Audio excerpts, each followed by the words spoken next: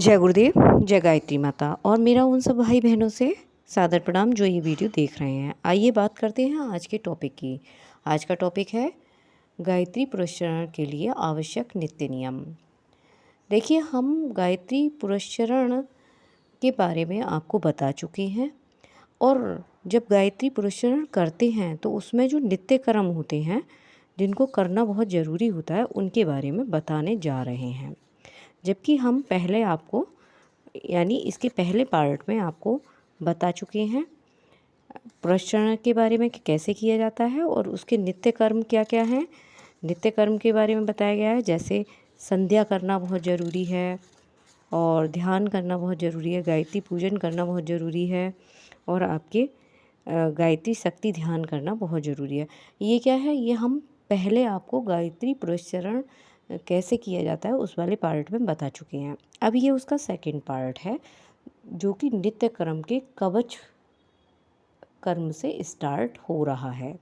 आइए बात करते हैं गायत्री कवच क्या है। शुरू करते हैं। देखिए, कवच का अर्थ है आच्छादन। किसी से अपने को ढक लिया जाए तो उसे कवच पहनना कहते हैं। लड़ाई के समय प्राचीन काल में योद्धा लोग एक विशेष प्रकार के चमड़े और लोहे से बने हुए वस्त्र पहनते थे, जिससे दूसरों के द्वारा किया हुआ प्रहार उन वस्त्रों पर ही रह जाता था। उन वस्त्रों को कवच कहते थे। कवच का काम रक्षा करना है। रक्षा करने वाली वस्तु को कवच कहा जा सकता है। जिस प्रकार पदार्थों से बने हुए कवच के द्वारा शरीर की रक्षा की जाती है, उसी प्रकार आध्यात्मिक शक्ति संपन्न ऐसे देवी कवच भी होते हैं जिनका आवरण ओढ़ लेने पर हमारी रक्षा हो सकती है। मंत्र शक्ति, कर्मकांड और श्रद्धा का सम्मिश्रण आध्यात्मिक कवच इस प्रकार का है कि उससे अपने आप को आच्छादित कर लेने पर शरीर और मन पर आक्रमण करने वाले अनिष्टों को सफलता नहीं मिलती। नीचे दो कवच दिए गए हैं। एक में गायत्री के अक्षरों को शक्ति बीज मानकर उनके द्वारा अपनी रक्षा का आच्छादन बुना जाता है। दूसरे कवच में गायत्री को शक्ति मानकर उसके विविध रूपों द्वारा अपने चारों ओर एक घेरा स्थापित किया जाता है। सुविधा और रुचि के अनुसार इनमें से किसी एक को या दोनों को ही काम में लिया जा सकता है। शांत चित्त होकर कवच का पाठ करते हुए ध्यान करना चाहिए कि मेरे अमुक अंग पर अमुक शक्ति का आच्छादन चढ़ गया है। अब वहाँ कोई अनिष्ट उसी प्रकार आक्रमण नहीं कर सकता जिस प्रकार योद्धा के शरीर पर धारण किए हुए कवच को शत्रु नहीं तोड़ सकते। अब मेरे अंग प्रत्यंगों पर चढ़े हुए आध्यात्मिक कवच का भेदन करके कोई विकार मुझे शारीरिक, मानसिक अथवा किसी प्रकार की क्षति नहीं पहुंचा सकते। इस भावना के साथ धारण किया हुआ कवच सचमुच ही एक बड़ा महत्वपूर्ण रक्षा कार्य करता है। कृपया वीडियो पर एंड तक बने रहें और इस कवच का पूरा फ़ायदा तभी होगा जब आप इसे पूरा सुनेंगे और साविधि इसका प्रयोग करेंगे। सबसे पहले है अक्षर शक्ति कवच। इसको हम श्लोकों द्वारा समझाएंगे, यानी पहले श्लोक दिया जाएगा फिर उसके बाद उसका अर्थ दिया जाएगा। कृपया वीडियो पर बने रहें और इसको ध्यान से सुनें। तत्पदम पातु मे पादो जंगे च सविता पदम वर्ण्यम कटिदेशंतु नाभि गर्भस्थितैव च। अर्थात तत् ये मेरे पैरों की रक्षा करें, सवितु ये पद मेरी जंघाओं की रक्षा करें, वर्ण्यम पद मेरे कटी प्रदेश की रक्षा करें, वर्ग पद मेरी नाभि की रक्षा करें। यानी जो हमारे गायत्री मंत्र में तत्सवितु रवर्ण्यम भर्ग इस यानी तत् से लेके भर्ग तक का जो है हर पद यानी शब्द वह मेरे पैरों की, जंघाओं की, कटी की और नाभि की रक्षा करें। जो कि जिसका हमने हर अर्थ के साथ जोड़ दिया है। जैसे तत् को पैरों से जोड़ दिया है, सवितो को जंघाओं से जोड़ दिया, वर्ण्यम से कटी प्रदेश की रक्षा के लिए जोड़ दिया और भर्ग से नाभि की रक्षा के लिए जोड़ दिया। आइए दूसरा श्लोक बताते हैं। देवस्य मैं तु हृदम धीमहीति गलम तथा धियो मैं पातु जिह्वायाम या पदम पातु लोचने। अर्थात देवस्य पद मेरे हृदय की तथा धीमई मेरे गले की रक्षा करें, धियो मेरी जीभ की तथा या पद मेरे दोनों चक्षुओं की रक्षा करें। जैसा कि पहले में दिया गया है वैसे ही देवस्य से लेकर देवस्य धीमहि धियो यो तक इसका किस किस की रक्षा करनी है। जैसे देवस्य पद जो है वो हृदय की रक्षा करेगा, धीमई पद गले की रक्षा करेगा, धियो जीभ की रक्षा करेगा, या चक्षुओं की रक्षा करेगा। अगला है ललाटे न पदम पातु मूर्धानाम में प्रचोदयात। ना से लेके प्रचोदयात, ना प्रचोदयात यानी ना पद मेरे ललाट की और प्रचोदयात मेरे सिर की रक्षा करें। अगला है तदरणम पातु मूर्धानम संस्कारा पातु भालकम। अर्थात तत् वर्ण मूर्धा की रक्षा करें, साकार भाल की रक्षा करें। अगला है चक्षुकी में विकारस्तु श्रोत्रे रक्षतु कारका नासापुटे विकारों में रेकारस्तु कपालकम। अर्थात बी मेरे नेत्रों की और तू कार कर्णों की रक्षा करें, वाकार नासापुट की और रेकार कपाल की रक्षा करें। ऋकारस्ते धरोरेस्ते चा यकारस्तु ओष्ठके आस्य मध्य मकारस्तु गोकारस्तु कपोलयो। यानी रीकार नीचे के ओष्ठ की रक्षा करे, याकार उपोष्ठ की रक्षा करे, मुख के मध्य में भाकार रक्षा करे और गोकार दोनों कपोलों की रक्षा करे। देकाराः कंठदेशे चाबकार स्कंद देवश्यो स्याकारो दक्षिणम हस्तधीकारो वाम हस्तकम। अर्थात देकार कंठ प्रदेश की, वाकार दोनों कंधों में, स्याकार दाएं हाथ की तथा धी यह बाएं हाथ की रक्षा करे। मकारो हृदम रक्षेद्युकारो जठरम तथा धीकारो नाभि प्रदेशम तू योकारस्तु कटिपद्यम। अर्थात माकार हृदय की रक्षा करें, हीकार पेट की और योकार कटी द्वय की रक्षा करें। गुहम रक्षतु योकारा उरु में न पदम रक्षकम प्रकारो जानुनी रक्षे चाकारो जंग दीक्षयो। अर्थात योकार गुहे प्रदेश की रक्षा करें, दोनों उरुओं में ना पद की रक्षा करें, प्राकार दोनों घुटनों की रक्षा करें, योकार जंघा प्रदेश की रक्षा करें। धकारो गुल्फ देशे तु यत्कारो पादयुगम जात वेदेति गायत्री त्रयवैकति दशाक्षरा। अर्थात दाकार गुल्फ की रक्षा करें, यात कार दोनों पैरों की रक्षा करें। देखिए मैं आपको एक बात और बताना चाहती हूँ, ज़रूरी नहीं है आप गायत्री पुरस्चरण करें तभी इसका अक्षर शक्ति कवच की के बारे में ध्यान करके और इसको पढ़ें। वैसे भी अगर आप इसको पढ़ेंगे तो भी आपकी हर शरीर के हर अंग की रक्षा होती रहेगी। वस्तुतः आपके लिए ये याद करना पड़ेगा या लिखकर अपने पास रखना पड़ेगा। जब भी कभी आपको लगे तो सुबह उठते समय, दोपहर को और रात को ये पढ़ के सोएं, पढ़ते हुए उठें और आते जाते भी पढ़ सकते हैं तो आपकी रक्षा होगी, बशर्ते आप इसमें ध्यान लगाएं और गायत्री माता से प्रार्थना करें, गायत्री माता में श्रद्धा रखें। आइए बात करते हैं दूसरे कर्म की। दूसरा कर्म है यानी अगला कर्म है न्यास। न्यास का अर्थ है स्थापना। किसी स्थापना में या किसी स्थान में किसी वस्तु की स्थापना करना न्यास करना कहलाते हैं। यानी किसी स्थान पर किसी वस्तु को स्थापित करना न्यास कहलाता है। साधना पर स्थित होकर दाहिने हाथ का अंगूठा माध्यमा तथा अनामिका को मिलाकर विविध अंगों का स्पर्श करते हैं और उन अंगों में गायत्री शक्तियों की स्थापना की भावना करते हैं। इस प्रकार की भावना से साधक अपने अंग प्रत्यंगों में एक देवी शक्ति का अनुभव करता है। ये भावना अपने श्रद्धा विश्वास के कारण सचमुच दृढ़ता और पुष्टि प्रदान करती है।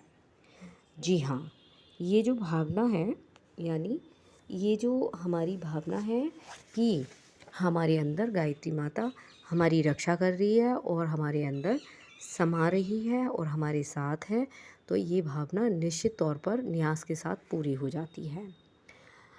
आगे न्यास शक्ति, जो हमें इससे न्यास शक्ति प्राप्त होती है। ये भावना करते हुए हम इन मंत्रों को करते हैं और हमें ये न्यास शक्ति प्राप्त होती है। न्यास शक्ति है, सावित्री मे शिरम पातु शिखाया मृतशरी ललाटम ब्रह्मदेवी चाभ्रुवो में पाथु वैष्णवी।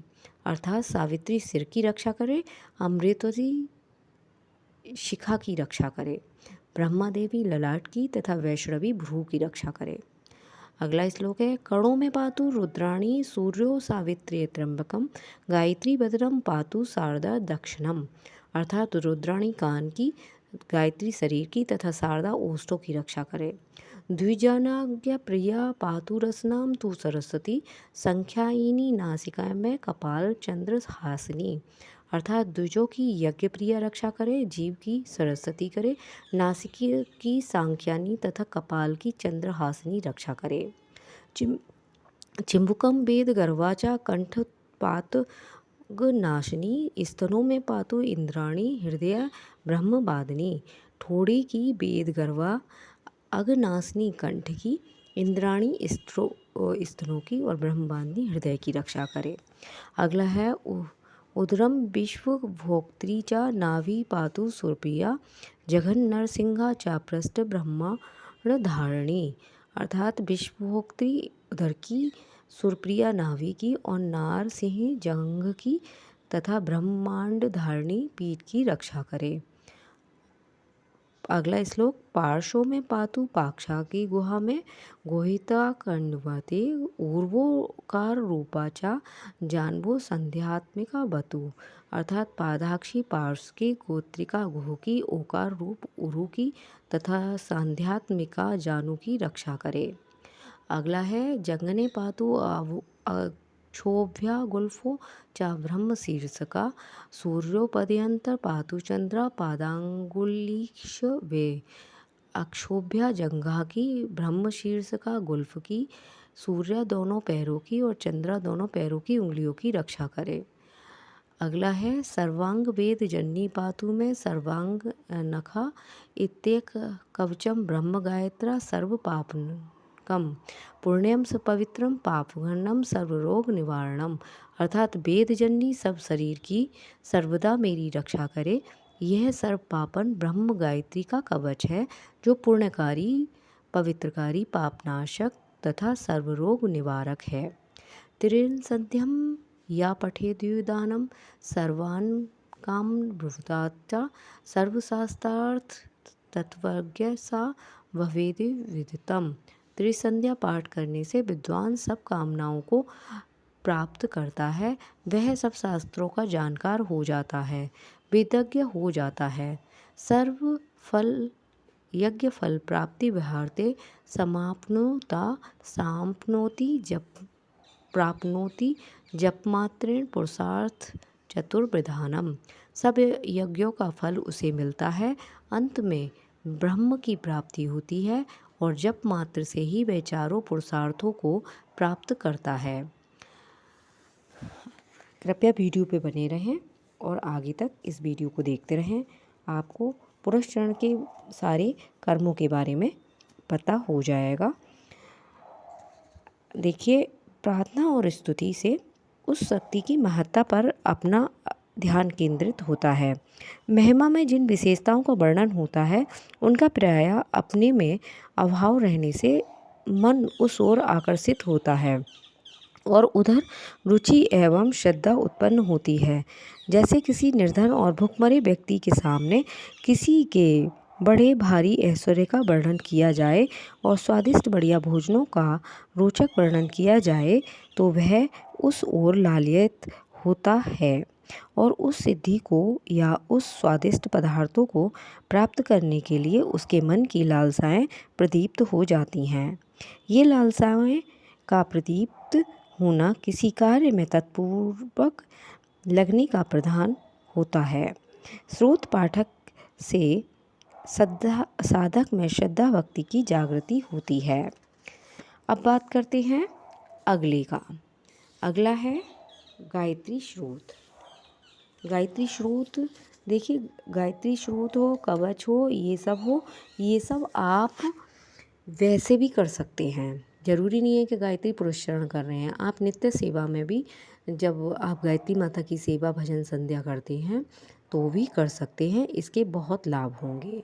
पहले ये संस्कृत में पढ़ते हैं, फिर आपको इसका पूरा अर्थ बताते हैं।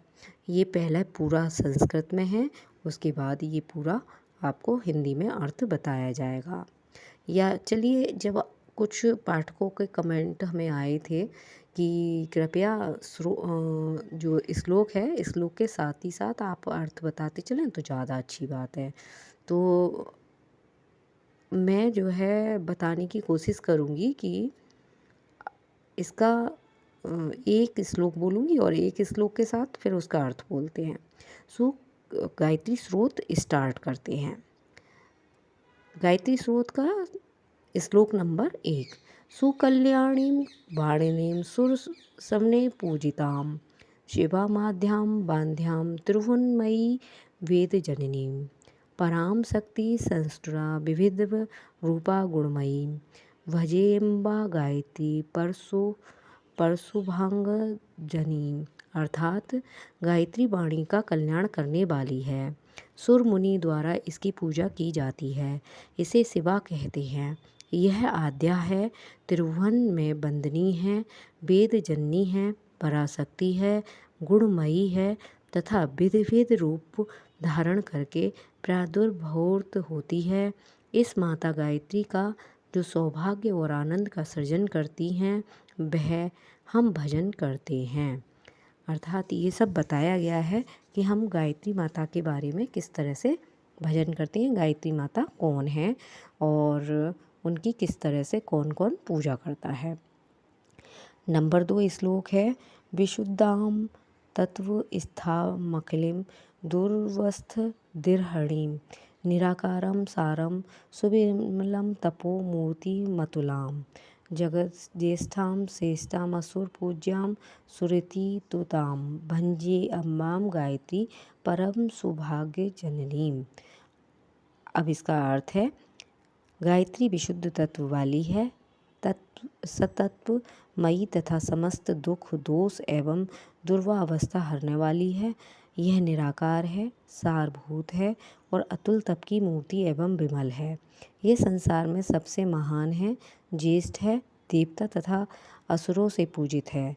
उस सौभाग्य एवं आनंद की जननी माता गायत्री का हम भजन करते हैं। अगला है। तपोनिष्ठा भीष्टा स्वजन संतापास्मनीं दयामूर्ति स्फुरतिं यतितति प्रसादेक शुभलां वर्ण्यां पूर्ण्यां ता निखिल भव बंधनापर्णीं भजेंगां गायत्रीं परम सुभगनंदनीं। अर्थात गायत्री का तपोलोक रहना ही अभीष्ट है। यह स्वजनों के मानसिक संतापों का शमन करने वाली है। यह स्फूर्तिमयी है, दयामूर्ति है और उसकी प्रसन्नता प्राप्त कर लेना अत्यंत सुलभ है। वह संसार के समस्त बंधनों को हरण करने वाली है एवं वरण करने योग्य है। उस परम सौभाग्य एवं आनंद की जननी माता गायत्री का भजन हम करते हैं। अब है चौथा श्लोक। सदाराध्यां साध्यां सुमति मति विस्तार कर्णीं विशोकालोकां हृदयगतं मोहंधहरणीं परां दिव्यां भव्य भवविदुषिणीं तरणीं भजेंगां गायत्रीं परम सुभगानंदजनीं। अर्थात गायत्री निरंतर आराधना करने योग्य है और उसकी आराधना करना अत्यंत साध्य है। वह सुमति का विस्तार करने वाली है। यह वह प्रकाशमय है, शोक रहित और हृदय में रहने वाली मोहा अंधकार को दूर करने वाली है। वह परा है, दिव्य है, अगम संसार सागर से तरने के लिए नौका समान है। उस परम सौभाग्य और आनंद की जननी माता गायत्री का हम भजन करते हैं। अगला है आजाम द्वैताम त्रेताम विविध गुणा रूपाम सुविमलाम तमोहंत्री तंत्री सुरति मधुरनादाम रसमीयम महामान्याम धान्याम सतत करुणशीलम विभावम भजे अम्बाम गायत्री परम सुभग नंदजनीम। अर्थात गायत्री अजन्मा है, द्वैता है, त्रिगुण है एवं सुविमल रूपमयी है, तम को दूर करती है, विश्व की संचालिका है, बाड़ी सुनने में मधुर एवं रसमयी है, वह महामान्य है, धन्य है और उसका वैभव निरंतर करुणाशील है। उस परम सौभाग्य एवं आनंद की जननी माता गायत्री का हम भजन करते हैं। अगला नंबर 6 श्लोक है जगद्धात्रीं पात्रीं सकल भव संसार कारणीं सुवीरां धीरां तां सुमिरं तपो राशि सरणीं अनेकामेकां वेत्रजगत् संधिष्ठितवीं भजे गंबां गायत्री परम सुभग नंदजनीं। अर्थात गायत्री संसार की माता है और सकल संसार की संहार करने की भी उसकी शक्ति है। वह वीर है, धीर है और उसका जीवन पवित्र तपोमय है। वह एक होते हुए भी अनेक है। उसकी पदवी संसार की अधिष्ठ दात्री है। उस परम सौभाग्य एवं आनंद की जननी माता गायत्री का हम भजन करते हैं। अगला 7वां श्लोक है प्रबुद्धाम बुद्धाम ता स्वजनियति जाड्यंग पढ़ीम हृण्याम गुण्याम ताम सुजक विजन गीता सुनि पुणीम सुविद्याम नर बधामलसम गुदा दानम भगवतीम भजे अम्बाम गायत्री पर सुभगाम नंदजनीम। अर्थात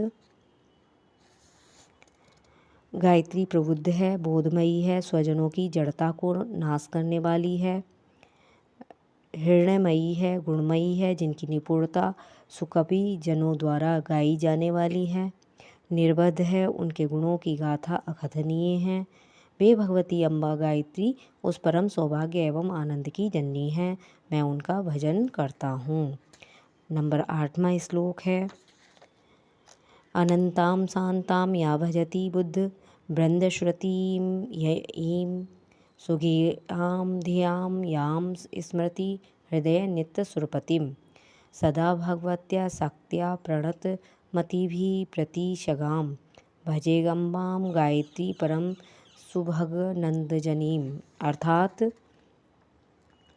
गायत्री अनंत है, इसका भजन करके पंडित लोग वेदमय हो जाते हैं। इसका गान, ध्यान तथा स्मरण इंद्र नित्य प्रति हृदय से करता है। सदा भक्ति पूर्वक शक्ति के साथ आनंद निवेदन पूर्वक प्रेम युक्त आनंद एवं सौभाग्य की जननी माता गायत्री की मैं उपासना करता हूँ। नंबर 9 श्लोक है शुद्धम चित्तम पठेद्य स्तुतु गायत्राम अष्टकम शुभम अहोभाग्या भवे लोके तस्मिन् माता प्रसीदति। अर्थात इस शुभ गायत्री अष्टक को जो लोग शुद्ध चित्त होकर पढ़ते हैं वे इस संसार में भाग्यवान हो जाते हैं और माता की उन पर पूर्ण कृपा रहती है। अब हम जो है इस टॉपिक को यहीं विराम देते हैं। आगे का टॉपिक होगा इसी का ही भाग 3, यानी